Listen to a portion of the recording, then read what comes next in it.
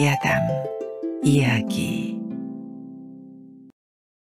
여종이 머슴을 야릇하게 쳐다보니 소월아 기다려줘.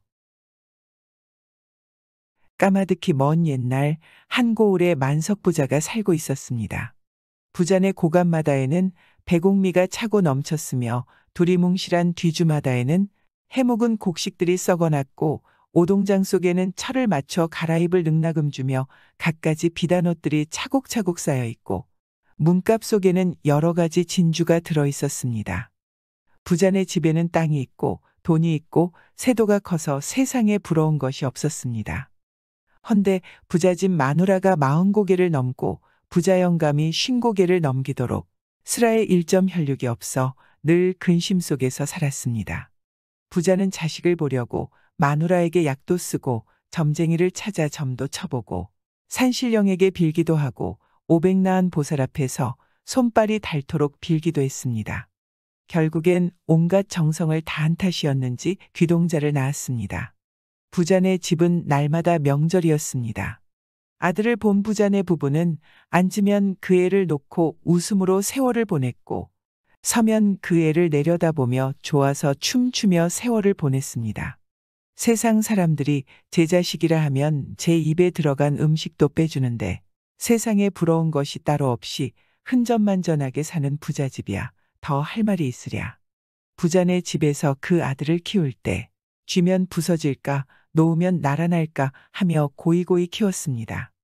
아이는 이 손끝에서 저 손에 가고 이 등에서 저 등에 업히어 자랐는데 커서 제 손발을 놀릴 때도 부처님처럼 앉혀놓고 숱한 사람들이 그의 심부름을 들게 했습니다. 애 앞에 누가 조금이라도 시중을 잘못 들면 부자에게 잡혀서 곤장을 몇십 대씩 맞아야 했습니다. 귀동자는 진종일 앉아서 입을 놀리는 것이 일이었고 그가 한번 입을 놀릴라 치면 숱한 사람들이 분주히 돌아쳤습니다. 아이가 커서 글을 배우는데 그는 선생님 앞에 무릎 꿇고 앉아서 글을 배우는 것이 아니라 선생님이 애 앞에 무릎 꿇고 앉아 글을 가르쳤습니다. 그러니 애가 공부를 잘할 수 없었습니다. 진종일 트집을 부리다 어쩌다 받아 외운다는 것이 바람풍하면 바람풍하였습니다. 그런데 그렇게 밤낮으로 고이고이 받들려 자라던 아들이 그만 몸져 눕게 되었습니다. 무슨 병인지 밥을 먹지 못했습니다. 부자는 속에 불이 달려 좋다는 음식을 다 해대도 인삼 녹용을 얻어들인다, 곰의 발족을 얻어들인다 하며 야단을 쳤지만 아들은 아들대로 더해만 갔습니다.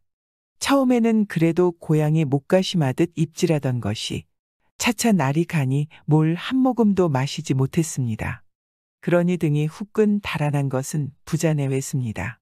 그들은 돈을 물 쓰듯 하면서 날마다 용하다는 의사는 다 청해드리고 좋다는 약은 다 썼습니다. 하지만 백약이 무효하고 백의원이 머리만 젓고 돌아갔습니다. 무당을 청에다 굿을 해도 쓸데없고 점쟁이를 청에다 점을 쳐도 방도가 없었습니다. 아들의 얼굴은 오이꽃처럼 노랗게 되었습니다.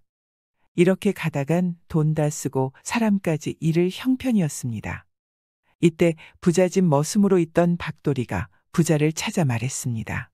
주인님, 왜 그렇게 돈을 망탕 물쓰듯 하십니까? 그러지 말고 저희 말을 들으십시오. 저에게 대책이 있습니다. 제가 쓰라는 약만 쓰면 도련님이 밤 못 자시는 병은 뚝 떨어집니다. 라고 말하니 부자는 놀라며 머슴에게 말했습니다. 그래, 그게 정말이냐? 라고 말하였습니다. 아들이 식음을 전폐하고 생사를 다투게 되니 가릴 것이 없었습니다. 지푸라기라도 잡는 심정으로 부자는 머리를 숙이고 머슴에게 딱 달라붙었습니다. 어서 그 약을 가져오게 라고 말하니 머슴은 한 가지 약속을 했습니다. 이 약을 쓰기 전에 약속이 있어야 합니다. 일단 지금 부엌에 있는 소월이랑 장가 보내주십시오. 그리고 집 한 칸 마련해 주십시오라고 당당하게 말하니 부자는 바로 대답했습니다. 그래 그래. 내 아들의 병만 떼면 너를 장가 보내주고 한 살림 잘 꾸려주지. 그럼 어서 주인님 처사대로 해주십시오. 소인은 주인님 처사를 기다리겠습니다. 라고 말하니 부자는 떨떠름한 표정으로 그럼 나도 한 가지 묻겠다. 내가 내 아들의 병을 떼지 못하면 어떻게 하겠느냐? 그때는 주인님 마음대로 능지처참을 하든지 종신머슴으로 삼든지 맘대로 하십시오. 하지만 도련님 병 때문에 너무 걱정할 필요는 없습니다. 부자는 그렇게 귀한 아들의 병을 뗀다니 박돌의 뜻에 따라 부엌여종 소월에게 장가들게 하고 한 살림 꾸려주었습니다. 그리고는 그날부터 박돌이에게 불같은 독촉을 했습니다. 그러니 박돌이 하는 말이 저도 말한 대로 도련님의 병을 떼드리겠습니다. 하지만 제 시키는 대로 안 하면 안 됩니다. 꼭 제 말대로 하지 않으면 병을 떼지 못하니 그리하십시오. 그래. 그런데 약은 어디 있나? 약은 먼 곳에 있는 게 아니가 저기 돌담 속에 묻혀 있는데 이 약은 불사약입니다. 그런데 이 약은 도련님이 직접 돌담을 허물고 파내야 효과가 있지 다른 사람이 파낸 걸 먹으면 효과가 없습니다. 저 돌을 도련님이 손수 옮기지 않으면 도련님 목숨을 구하는 약이 더는 없는 줄 아옵니다. 죽고 사는 일에 그에 달렸다면 별 수 있나 그렇게 하지. 부잣집 도련님은 살겠다고 자리를 차고 일어나 돌각담에 쌓인 돌을 들어 던졌습니다. 난생 처음으로 하는 일이라 돌 여러 개를 주워 옮기니 해가 서산에 기울어졌습니다. 젖먹던 힘까지 내서 일한 그는 갈증이 나고 배가 고파 참기 어려웠습니다. 그래서 물도 먹고 밥도 얼마간 먹었습니다. 하루 이틀 지나니 하루에도 몇 번씩 밥을 찾아 먹었는데 일이 끝날 무렵에는 한 식기에 밥을 개눈 감추듯 먹어치웠습니다. 일은 보배이고 노동은 보약보다 좋다더니 부잣집 아들은 일할수록 전신에 힘이 나고 밥도 많이 먹고 혈색도 좋았습니다. 차차 날이 감에 따라 알아본 사람 같지 않았습니다. 헌데 큰 돌담을 다 옮기고 아들의 병도 다 나았는데 부자가 바라는 불사약은 나오지 않았습니다. 하루는 부자가 박돌이를 불러놓고 칭찬 절반 나무람 절반을 하였습니다. 이 사람 박돌이 인젠 내 아들의 병이 다 나아서 근심 걱정은 없게 됐네. 이건 자네 덕일세. 헌데 자네 왜 날 속였나? 부자대인님께서 무슨 말씀을 그렇게 하십니까? 주인님, 사람이란 일하고 살게 마련인데 놀기만 하고 일하지 않았으니 어찌 밥맛이 있으며 어찌 건강할 수 있겠습니까?